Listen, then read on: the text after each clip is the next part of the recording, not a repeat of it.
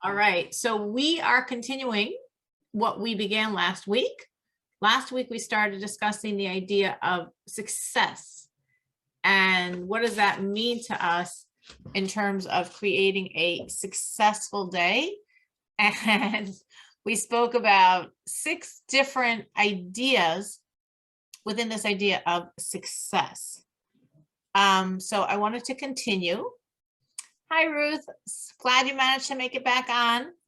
My name is Cyril Turin, and I'm so happy that you're joining us tonight. As is Becca, who's waving. So different ideas to remember. These are just points of focus that sometimes during the day, we need to like remind ourselves, refocus. We start off all like good and positive, and then like life sometimes does things to us and we like fall a little or fall a lot. So points, different ideas that would be applicable in different situations. So one idea, which is from the Tanya, the foundational work of Chabad Hasidus, is that we always have the opportunity to, putting it in the language of the sages, leave our Egypt. Egypt implies limitations. The word in biblical Hebrew for Egypt is Mitzrayim, which comes from the etymology Meitzarim, limitations. So when we speak of, the Exodus, it's almost Purim, then it's Passover, and we have the Exodus from Egypt. All of us are on a personal journey of Exodus, of leaving our limitations. So it's really good to like have this type of goal. My goal is to leave a limitation. My goal today is to get past something. I might not completely get past it today, but I want to work towards that direction. I want to attain some freedom. I want to have something that I left a limitation. I left a barrier. I moved past a piece of myself that was blocking me. And that is a key to a successful day because it really gives us focus. Meaning that as we're going through the day, we have a goal. And the goal is a personal goal of personal freedom. And when you have that goal, so you're moving toward it. Wait, today is supposed to be the day when so it helps you maximize the opportunity the day gave. Every day is like another opportunity. It's another chance. It's another gift of life. It's another gift to grow and to give and to live. So when you have that goal and that Egypt you want to escape from, that exodus from some limitation, it keeps you moving and that helps you create that successful day because you leave. So does anyone want to share either a limitation they have left or, a goal they had and that they got past, or a limitation they would like to leave?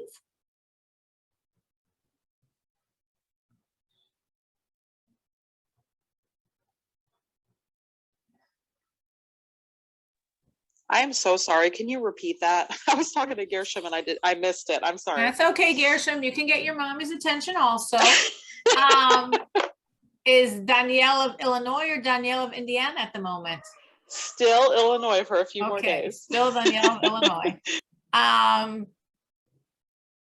Question is, if somebody would like to share a limitation they have left, just to sort of help us like get a feel for this concept, or a limitation they would like to leave.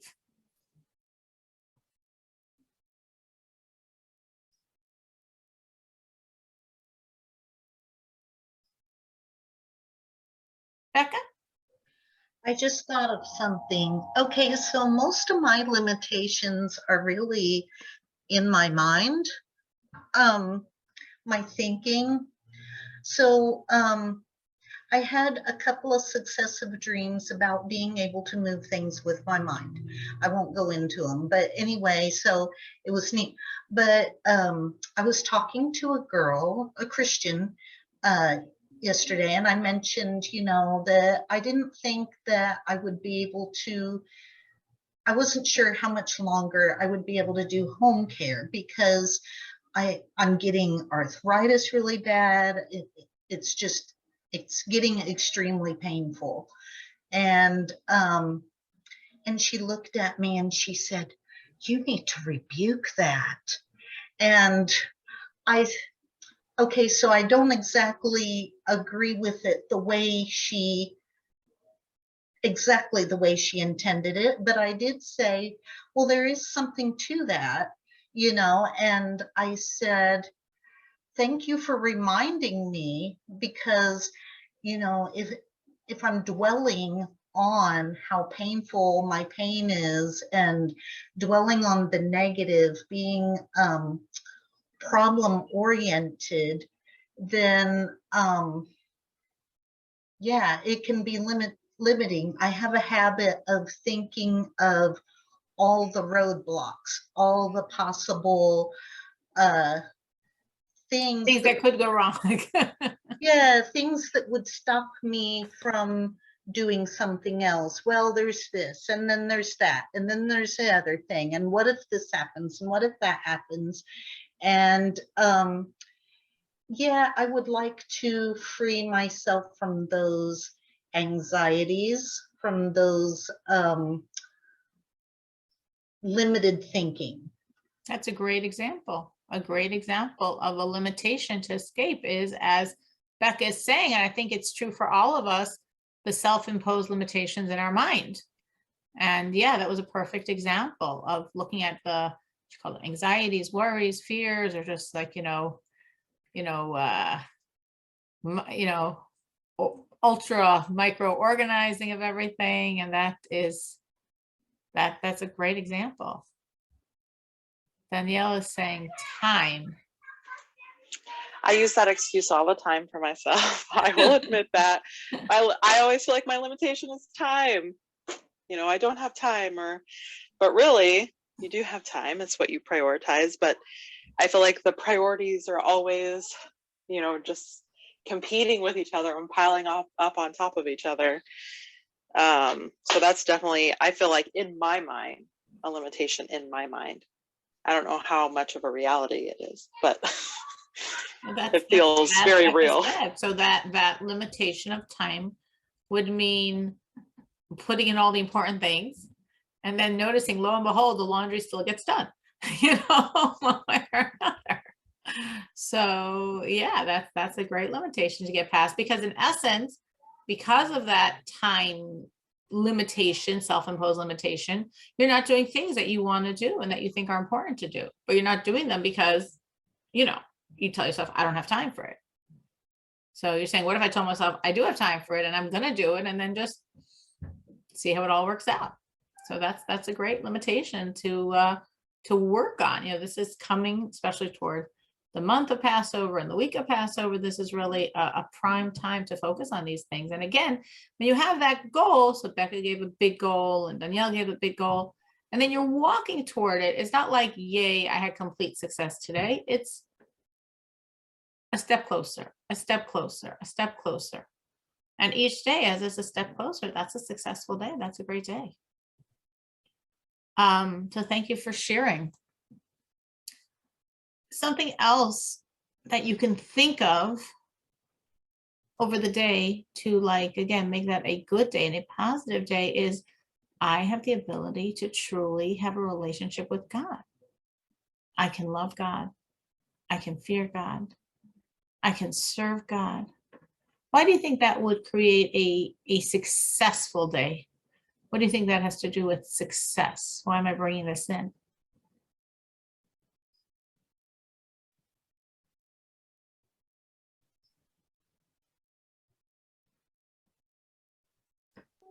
Confidence. Confidence, the joy. Yes. The hugeness, that how big we are, how unbelievably gifted we are. We have a relationship with the Creator, and that's like huge and unbelievable. And there's nothing bigger than that. There's nothing more significant than that. So absolutely, I like Danielle's word for it, the confidence of who I am and what I'm capable of, and my relationship with the Creator. I can attack anything, I'm out there, I'm doing what I'm setting my mind to, it's going to happen. Look who I am. And a little bit different, but sort of along the same lines, another thought that you could try, because again, different things work for different people. God is watching me. God needs me.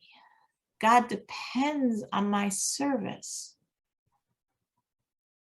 How does that thought resonate inside of you? How would that thought help you have a more positive, successful day?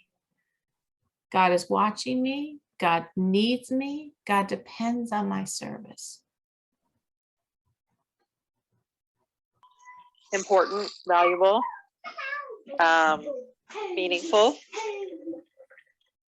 Yep, absolutely. And it's so true. It's like, wow. Again, I'm so big. Because very often life beats us down and makes us feel very small. I'm that big. And it's so true. God's watching me. God needs me. God depends on my service. So I also have the sense of like, I better get moving. You know, if here God is depending on me and I'm just like, you know, not doing much of anything, that'd be a washout. That's not fair. It's not just me, it's God. So it's a really empowering thought. It's a very, very empowering thought to say, okay, move, function, create, do, succeed. Because God's relying on me. God's waiting for me to get my act together. I don't want to disappoint him. I want to produce a meaningful, rich day, a day that I served, a day that I helped others, a day that I grew, a day that I connected to God, a day that I helped God. He's waiting for me. I want to be there for him. So it's a very powerful and true thought to really get us to move, get us to function, create that amazing day because God's watching, he's waiting, he needs me. We mentioned this last week, but I'm putting it in here from a slightly different angle. Another thought is the idea of the value of hard work. Everything real comes with hard work. And that's also really important to remember because, you know, in our culture, we culturally don't want to work hard. We're sort of against the idea. And the sages say, no, this is how God set up the system. Valuable things come with hard work, and very valuable things come with a lot of hard work. So it's a really good reminder call to us as we're working through our day of like, wait, I want to work hard, and working hard is good. And working hard is actually what God wants from me. He wants me to work hard, not work hard in a negative, stressed, upset, overwhelmed, pressured way, but in a positive, here I am doing exactly what God wants from me way. He wants me to work. He wants me to produce. He wants me to function in his world. And when I think along those lines, I'm very set up for a successful day because I'm committed to working hard to make it happen.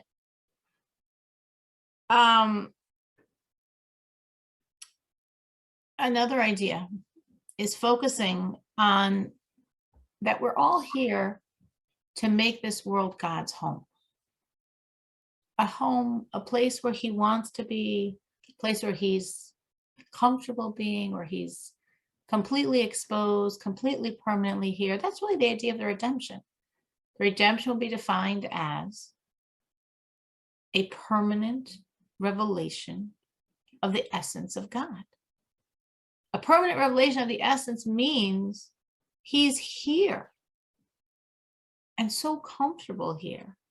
This is so his home that he can permanently reveal himself. And that's what we're doing. That's what every good thing we do is leading toward. So when I remind myself of that, again, it's the same concept. It makes me realize how big I am instead of how small sometimes the world wants me to feel. Makes me feel like, wow, I'm creating God's home. These hands are creating God's home. Wow. So it gives power to my moments, makes me realize they're big moments, they're not small moments. What I'm doing is huge. I'm creating God's home. And it focuses me to work in that direction and not like, slack off. God's waiting for me. I'm creating his home. And another idea along these lines, obviously all these ideas are like concurrent, they all work together, and each person could just see what resonates most for themselves. They're all good. Is the idea of being happy, because I could think of how happy God is with me right now. Being happy, knowing God is happy because of me, and I'm happy that I'm making God happy. So really thinking along those lines, I'm making God happy. What I'm doing brings joy to God. And what greater joy can I have than knowing I'm creating joy for God? So it's really a road to happiness, which is, of course, a road to success, is just focusing on God's joy in me, in what I'm doing for him. So these are very different ideas. Again, I just threw out like maybe 6, I wasn't counting. And some work for one person, some work for another person, some work better this moment, this situation, this time of day, that moment, that situation, that time of day. But just keep them like in your toolbox, because they're all very powerful ideas that really help you have a better, more focused, more positive day. Something else, separate idea now, is as we're working to have our great day and we're focused and we're optimistic and we're positive and we're thinking how God's depending on us and how God's relying on us and the joy God has in what we're doing. And I have this cool, amazing relationship with God himself. And then boom, the opposition comes. Mr., Ms., Mrs. Negative, cold water, not happy with me, not happy with what I'm doing, or just like, that annoying person that's just out to make me feel very small. So it's really important as we're working toward our great day, our positive day, our successful day, to understand that there'll be opposition. To accept it, it's part of life. To deal with it. Sometimes we deal with the opposition by ignoring it. That might be the best way to deal with it. But not to be surprised by it, not to be upset by it. Like we're on course. We're like, okay, today's the day I'm leaving my Egypt, and I know what Egypt I want to leave. And this is really important because God's waiting for me and he needs me and God loves me. And I love God, and God's so happy with me, and I'm so happy that God's happy, and like I'm all there, focused, and then boop, I get derailed. So don't get upset by it. View it as literally an opportunity to grow. Sometimes it helps to remember other times in the past when there was opposition to what you were doing, to your excitement, to your ideas, to your drive, and in the end it worked out. And this time it will too. So opposition is part of life. Opposition is not a sign you're doing anything wrong. It actually might be a sign you're doing right. And that's why there's opposition, because you're really doing right. But we know it comes with the whole package deal of life. And we want to be aware of that so we don't get all upset when it happens, and rather we say, okay, this is part of God's process also, and this is going to help me be even better. As if like, the metaphor is given that you're trying to pray and some evil person on the side is trying to distract you and talk to you and stop you from prayers. Well, what do you do because of that? You pray harder, so you don't even hear him. So you don't even hear that annoying voice because you're so focused on your prayers. So what happened in the end? That opposition made you pray better than you normally would. And so too in the story of life. Any other tips how to handle opposition? We've all experienced it. How do you most successfully handle opposition?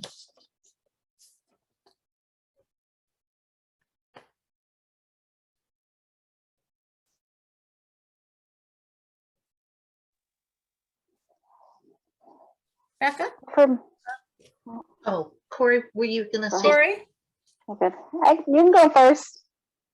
Oh, well, I think what I was going to say is maybe a little bit lame, but I I mean the only thing I think is my opposition is usually about what I'm obsessed with. I'm obsessed with spirituality. So I posted something on Facebook. One of my friends had posted something from a Jewish source, and all I said was, I found this on my friend's page and I thought it was very interesting, so I'm sharing it here. And oh boy, here comes people, well, where is that in the Bible? Where is that in scripture? You know, and oh, that's just to distract from this certain person. You know, it distracts from that.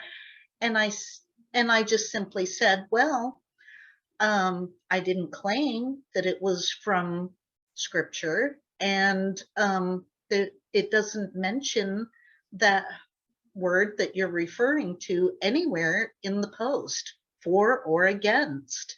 I just posted it because it was interesting, and it's it's the weekend, it's the seventh day.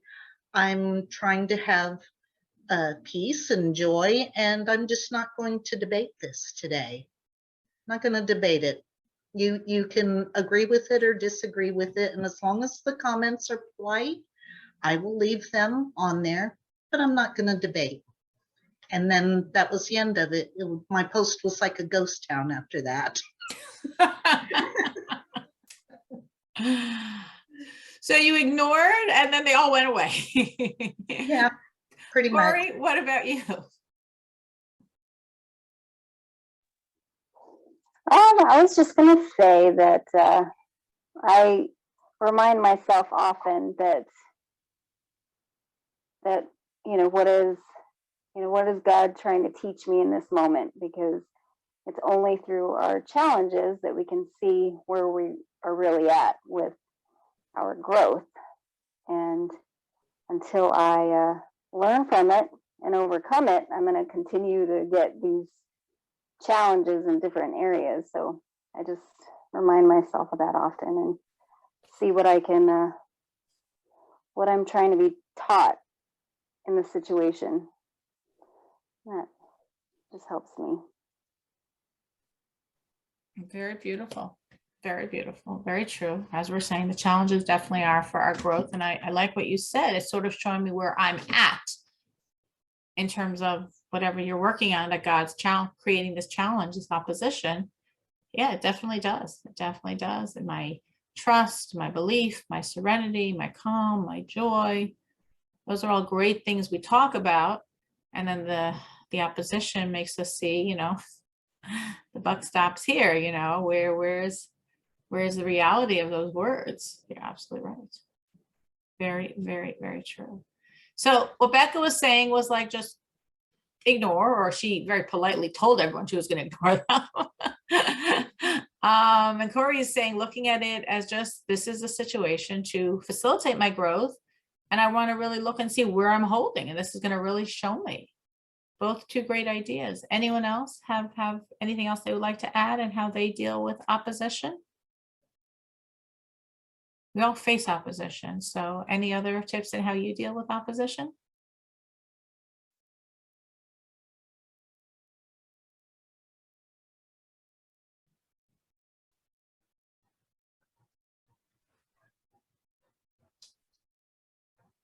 Okay.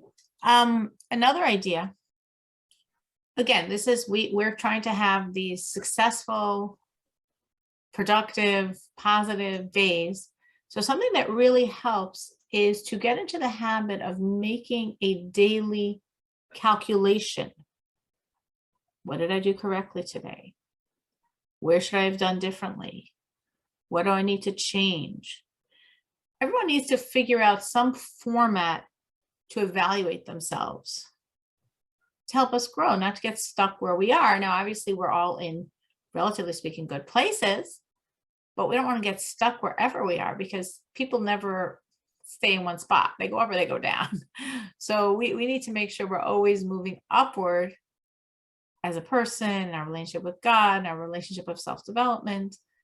So everyone has to have some tool that works for them, how they assess themselves. So Corey just happened to say that she views a position as a great tool of a self-assessment. And there's definitely truth in that. But we don't want to wait for that or need God to send that for us to recognize where we're at. So does anyone have anything they do practically along these lines already that helps them see themselves? Oh, I have one. Yes. Right to that. I have other people. Other people will display certain things in their behavior or their speech that might irritate me, or I just think it maybe isn't quite right, or whatever it is. But usually not too long after I notice my irritation with it, I can think of a time when I said or did the same thing. And I mean, pretty quickly, and so then it seems to me like God is using other people to show me what I need to work on. So if what they're saying or doing is bothering me, then it's probably something that I'm saying or doing that I'm kind of oblivious about. You're absolutely true. That is actually a way God operates. He absolutely operates that way. And he does exactly what you just said. Exactly what you just said he does. Because we all have a lot of self-love. Hopefully, if we're healthy, we have self-love. And having self-love, it's very hard for us to really, truly see our own weaknesses. And therefore, God shows us other people and their weaknesses, perhaps in a more exaggerated form than ours, because it has to be more noticeable sometimes. And when you see someone's weakness and it really bothers you, you should always ask yourself what Becca just said. Am I bothered because it's really my own? Because if it wasn't my own, why would it bother me so much? Okay, they haven't. I mean, nobody's perfect. I'm not perfect either. But it bothers me. It bothers me because it's really my own. And why would God be showing me someone else's weakness anyway? It bothers me because it's really my own. So you are right. That's not, again, what I will call your own personal self-assessment tool. This is like sort of Corey said, the challenge. You're saying other people, but you are absolutely right. What you said is 100% on target. God definitely does this, and we definitely should be aware that he does this. And if somebody else's thing is so annoying and so irritating and so bothersome, stop and ask yourself, am I so annoyed because I have it too? Probably in a different fashion, probably in a more refined fashion, in a less obvious fashion. But I probably have it too, because otherwise, why would I be so bothered by it? So that's very true. Very true. Now, going back to our own work, though, we need to create some type of self-assessment, something that helps us watch and notice our growth, how we live today, what we did correctly, what we should have done differently, to help us change, to help us keep moving. So does anyone have one that they use or have one they could think of?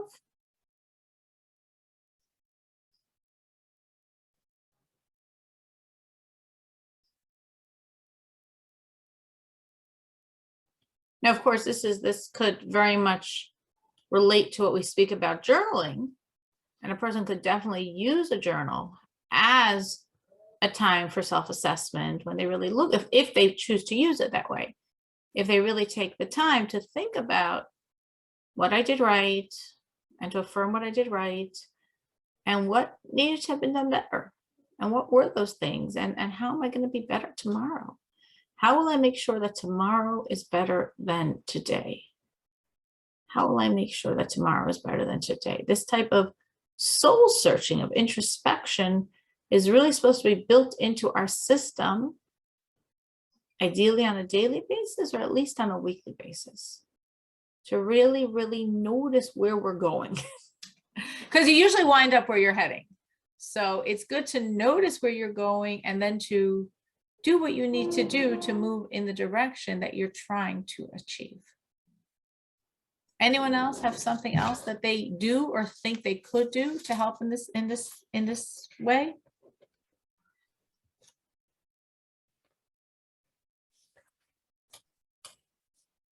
Okay. Psalms. I think every successful day has to have Psalms in it, because Psalms are just such a prayer for us. They're such a prayer to just draw down God's compassion, draw down God's kindness daily. You want to do this daily. I would recommend every day to try to say at least 3 Psalms, Psalm 20, 23, and 120. Just on a daily basis to try. Of course, you can say many, many more. You could say for yours and for your husband and for your children and for your parents and anyone else in the world.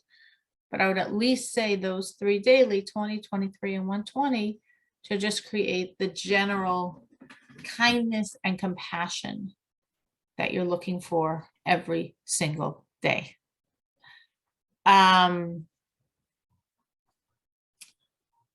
Another key aspect, I think, to a successful day is humility, because your day often doesn't turn out the way you wanted it to, the way you planned, the way you expected, the way you wanted. So there's a certain humility of like giving it over to God. I don't run my life. I definitely don't run my life. He does.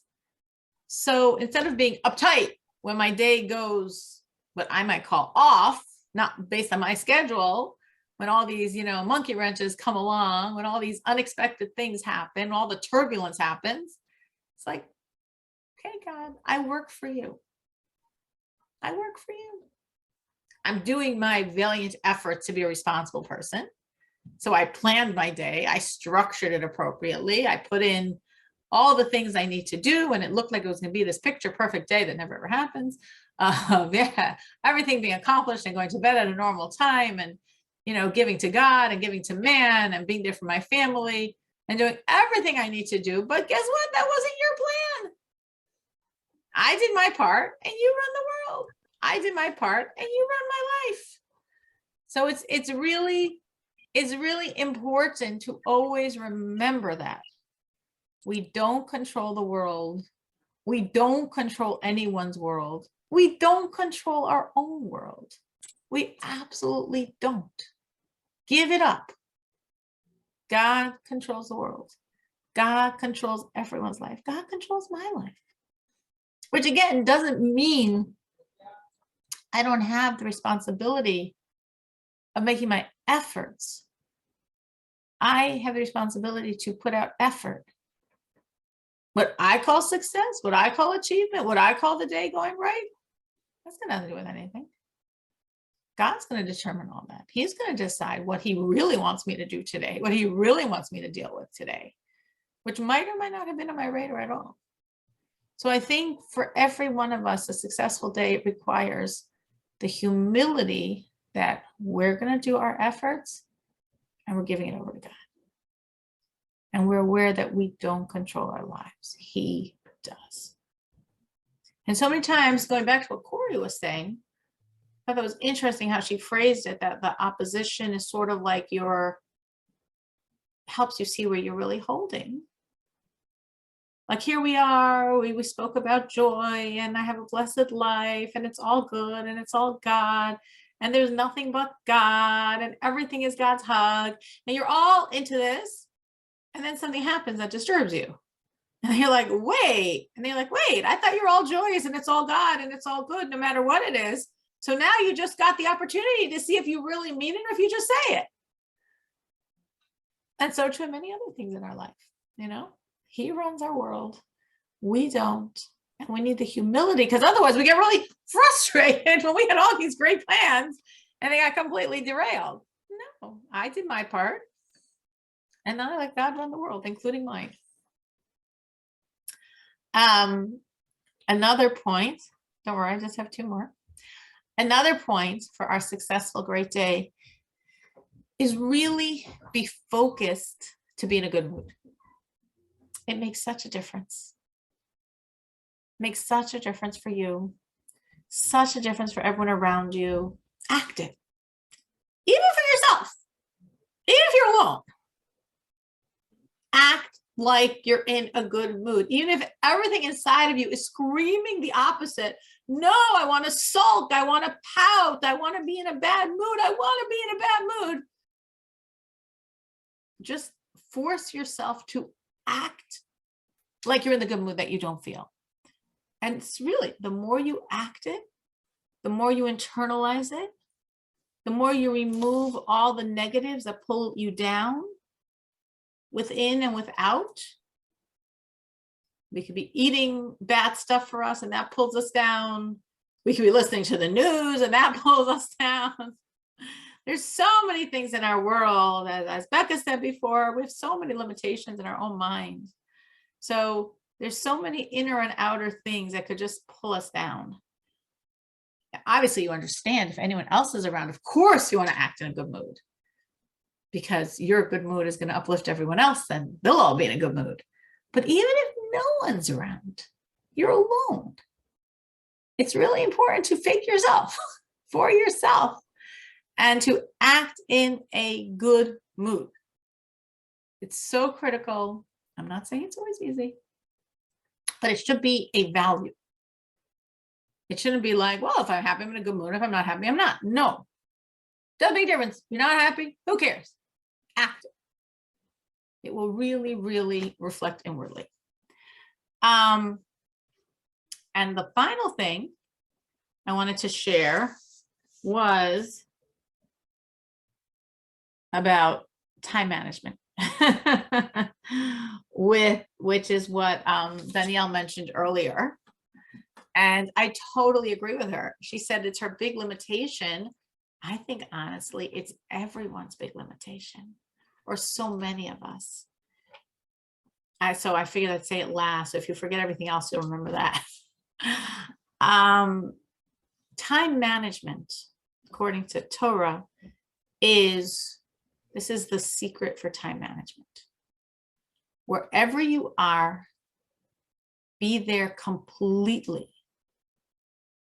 Otherwise, it's like a waste of time.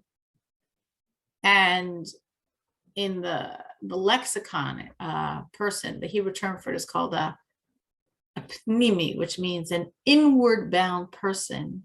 Wherever he is there completely. There's a story within a story within a story. So the Lubavitcher Rebbe, this was in 1970. And the Rebbe this was 20 years after the Rebbe had taken on the leadership. And in honor of this 20-year mark, he actually, a few months before the anniversary of his leadership, which is the anniversary of the passing of his predecessor, he said, we're going to finish off this very special Torah scroll that his predecessor, the previous Lubavitcher Rebbe, had commissioned, which he said was being written for the redemption, being written for Mashiach. It was a very special Torah scroll with many, many, many special things done to make it very, very, very spiritually whoa, above and beyond. And then it was never finished. And now, 20 years later, the current Lubavitcher Rebbe says, okay, we're finishing it off in honor of this date of the inauguration of the leadership of the passing of the previous Rebbe. So everybody's like, whoa, this is really intense. This is really amazing. This Torah scroll to greet the redemption, to greet Mashiach. Now, whoa, this is really happening. In honor of which, again, this was 1970, so this was very rare. A whole group of followers of the Rebbe from Israel decided this they can't miss. They're coming in for it. Which in later years was very common, and now it's super common, and groups from Israel come all the time to New York to pilgrimage. I mean, that's the most common thing. The holidays are full of Israelis, and every special date on the calendar, there's always going to be many, many, many, many Israelis that came to join and participate. But in 1970, it did not happen. Israel was very poor. The cost was very prohibitive, and like people didn't come. So this was like a first ever that a large group, a large delegation of adherents of the Rebbe that lived in Israel were coming for the special event. They spent just a few days, obviously, taking off work. The anniversary was on a Friday, and they were flying back to Israel Sunday. So here it is. They had this amazing, amazing experience by the Rebbe. And now it's Sunday, and they're going back to Israel. And they have a flight back Sunday evening. And suddenly, there was a surprise Hasidic gathering. Wow, that's amazing. We call it Fabrenyan. The Rebbe comes down, and he's going to speak, and all of his followers, the Hasidim, are going to be there. Unbelievable. Like, what a plus. Like, here we are about to leave, and we get another free gift of Fabrenyan. This is amazing. And the Hasidic gathering starts, and this group of focusing on the Israeli contingency, they're all really excited. And then it goes on and on and on, and they start getting a little nervous because I actually never picked up all the things my wife told me I must buy when I'm here. I don't think I'm gonna have time for that. I can't walk out on the Fabrenyan. She might be a little upset. Oh, I never visited any of the relatives. I thought I was going to visit them all Sunday afternoon in my 2-hour time slot. Oh, well, so much for that. And then the Fabrenyan kept going. So now it becomes, I never packed. Well, I'll just do it in 30 seconds and whatever happens, happens. Okay. Then the Fabrenyan keeps going on, and then they start getting worried. Are we going to miss our flight? What do we miss this flight? We don't have to go back to Israel. We don't have money for another ticket. But what should we do?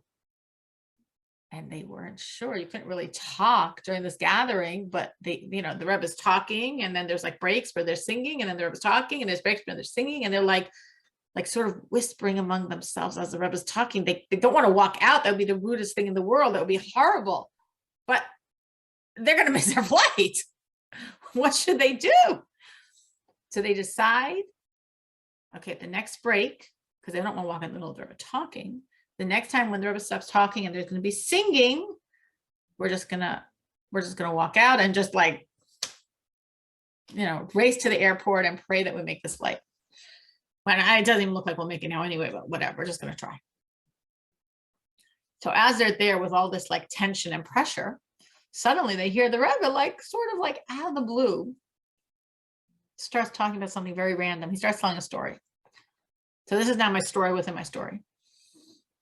And he says that once he went into the previous Lubavitcher Rebbe, this is under Stalinist Russia, when the previous Rebbe had enormous pressures, and he was always watched, and there were always spies, and there was enormous intimidation and pressure and fear and all these tactics to try to break him. And the current Rebbe, who was his son-in-law, walked into his father-in-law, and he knew his father-in-law was very soon going to take a trip to the capital. And that was even more dangerous. And that was even more nerve-wracking. And then, of course, all the spies go into high gear because Lubavitcher Rebbe is going to the capital. Obviously, it's to meet with, other rebels and probably to try to get money from the West and all these horrible crimes. So the pressure is mounting and mounting and mounting. So here he is, half an hour, 45 minutes before he's supposed to take the train to the capital. And he's sitting and doing something that requires utmost concentration and focus. The Rebbe walks in, and the Rebbe knows that soon his predecessor, his father-in-law, the Rebbe at that moment, is going to be taking this very, very nerve-wracking trip. And he is so calm. You think nothing's happening. He's just focused on what he's doing, nothing to do with anything. Complete focus, complete calm. And the Rebbe said a very unusual expression about himself. He said, I couldn't control myself.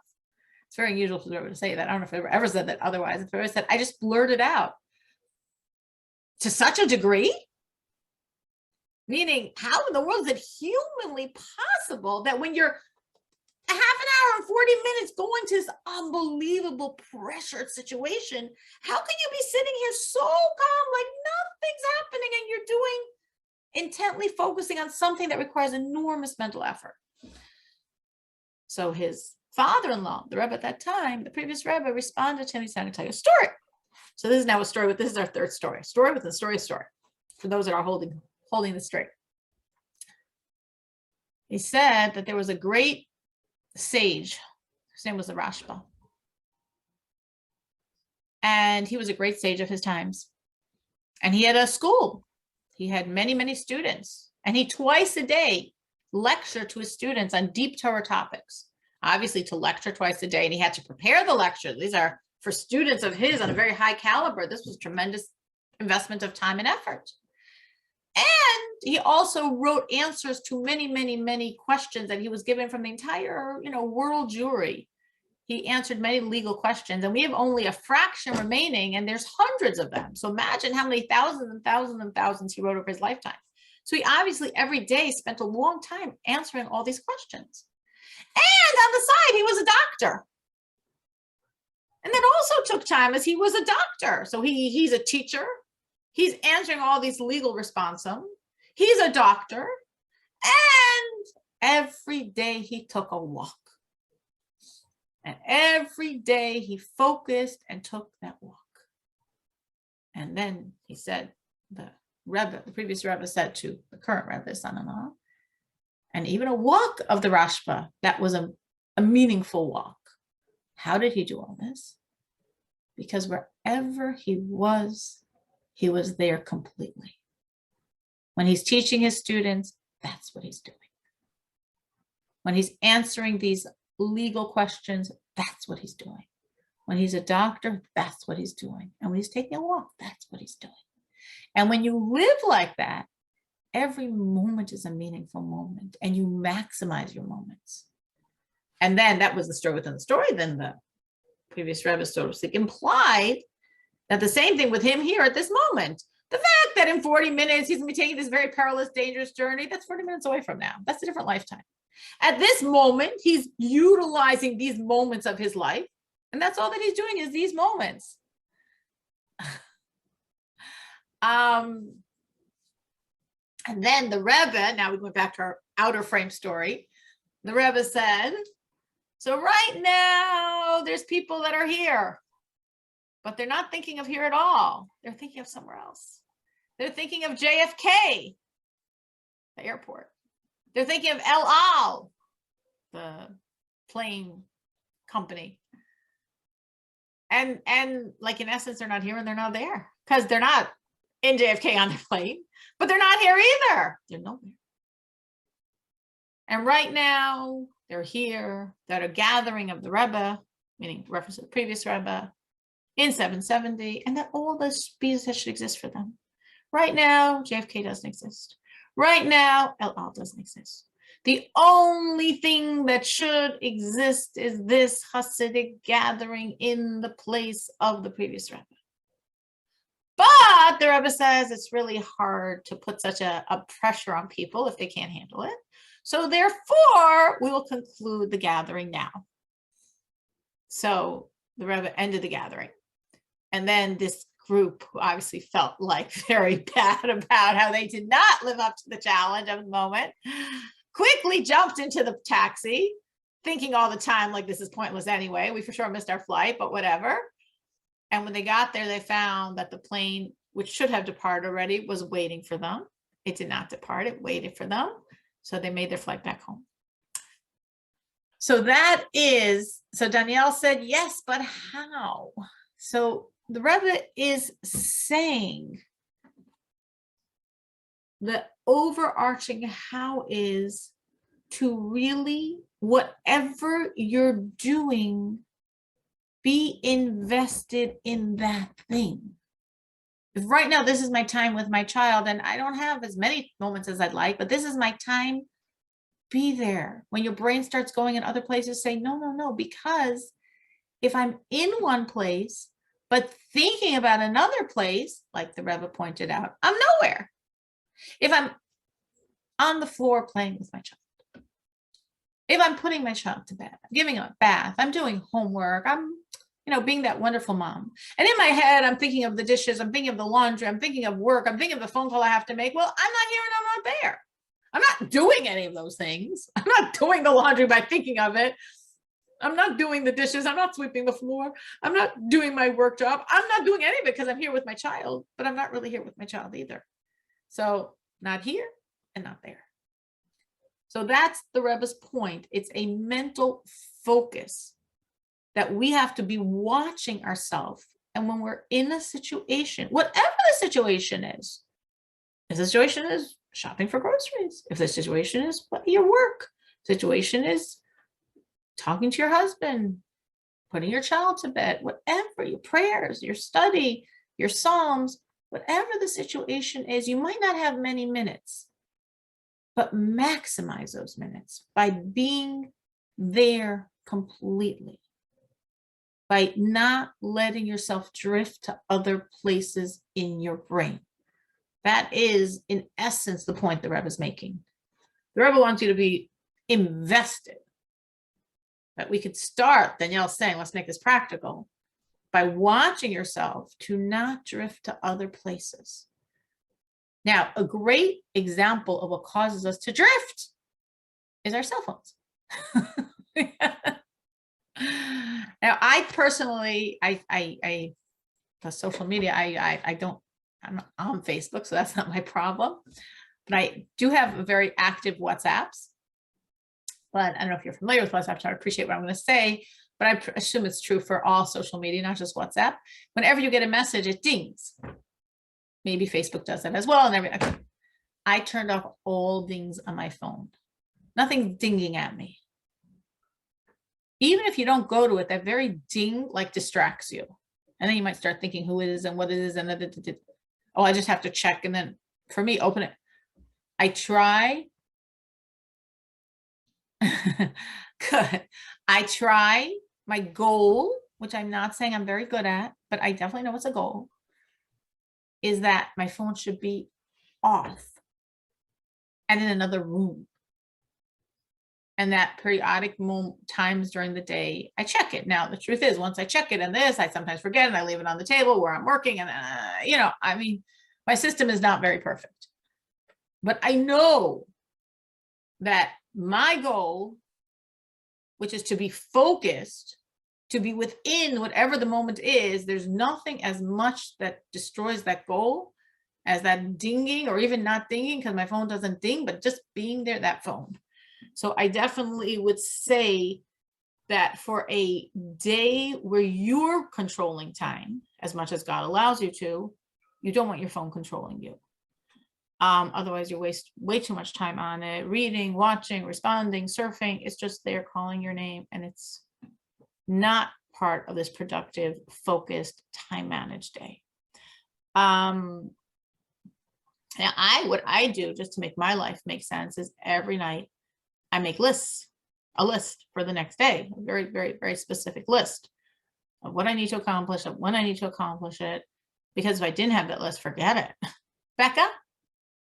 Well, then, so my takeaway from this, if I can just mention it briefly then, is on the focus thing.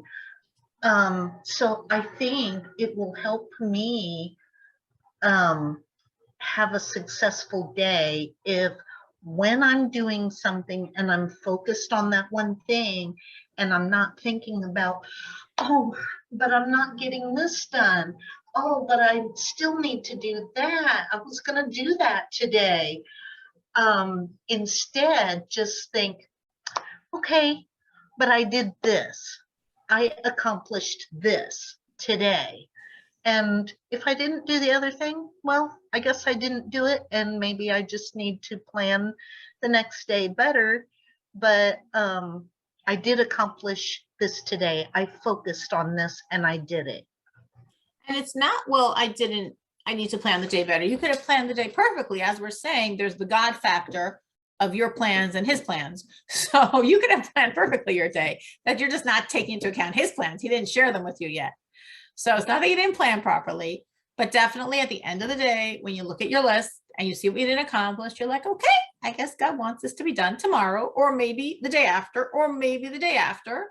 And every night, yes, I look at my list, and most of the time, on an average day, there are things that were not accomplished, and they get pushed off somewhere else on my calendar. Calendars are very useful, but we can make our lists. I've been making my list for years. We can shut our phone. I'm sure many of you are better than me at shutting your phone, but there's also this deeper piece, which is what the Rebbe is saying, of like, wherever you are, be there. Because if you're in one place and thinking about another place, you're nowhere. You're not here and you're not there, you're nowhere.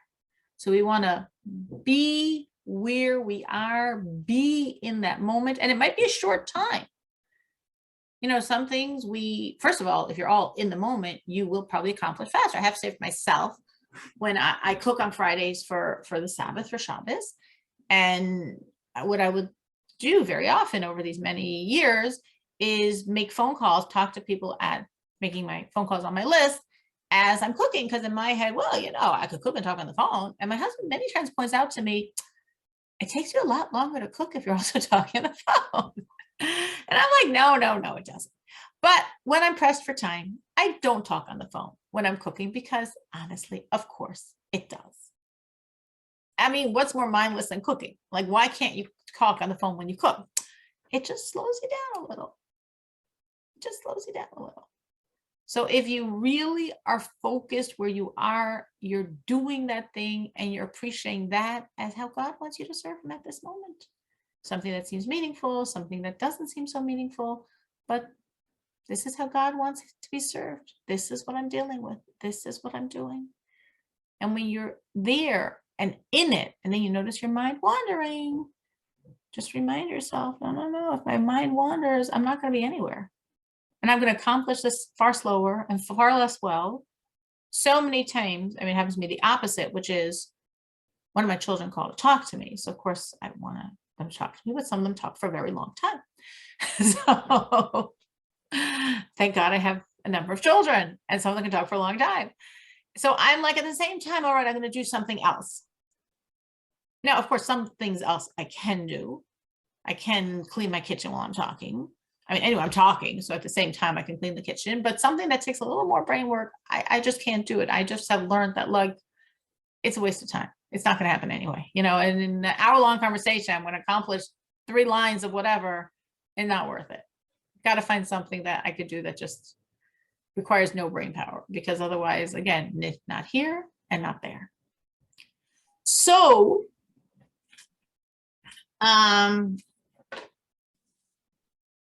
what I wanted to speak a little more, does anyone have any other tips for time management?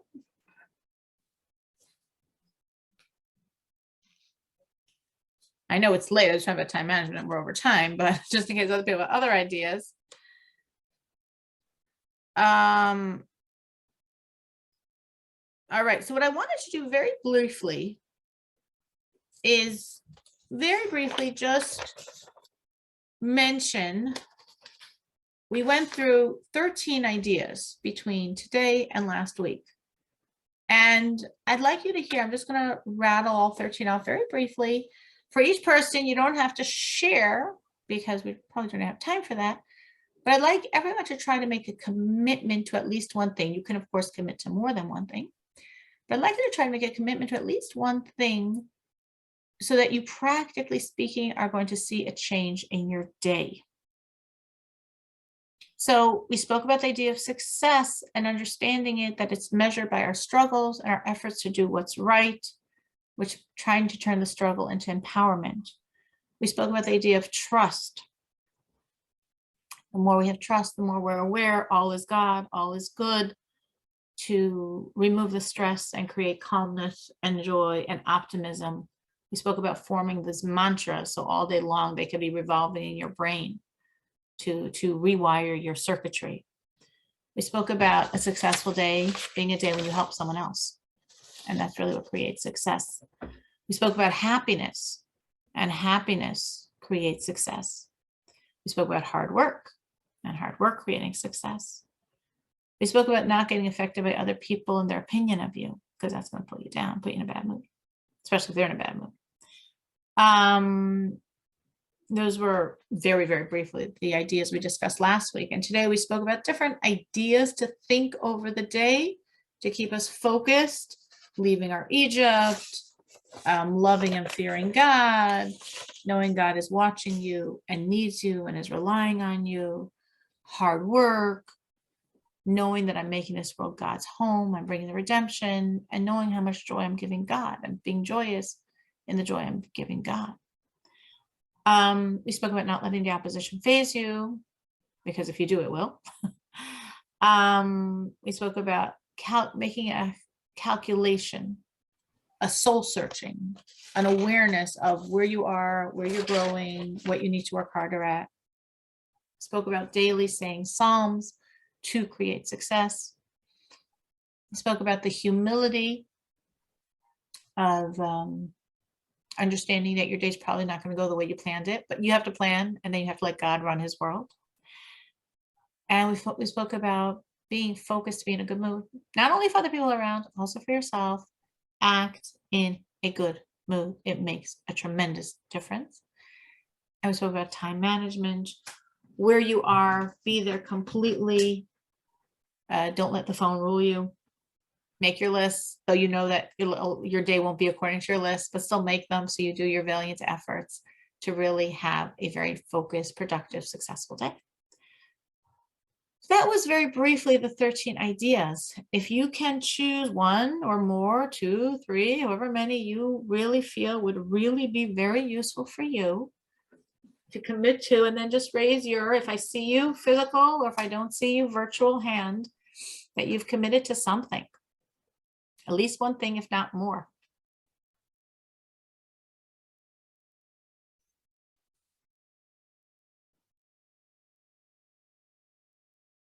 But thank you, Danielle, for sharing yours.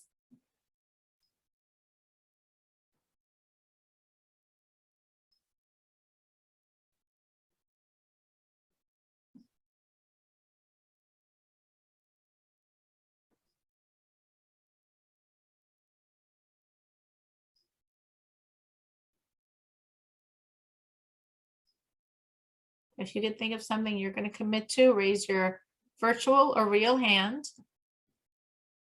You say, wow, there's just too many great ideas. You can take more than one. You don't have to limit it. I'm saying at least one. Oh, you can even raise a virtual hand when we see your screen. Great. Great. Okay. All right. Good. No, we're going to put this into practice, and boy, are we going to have a great week.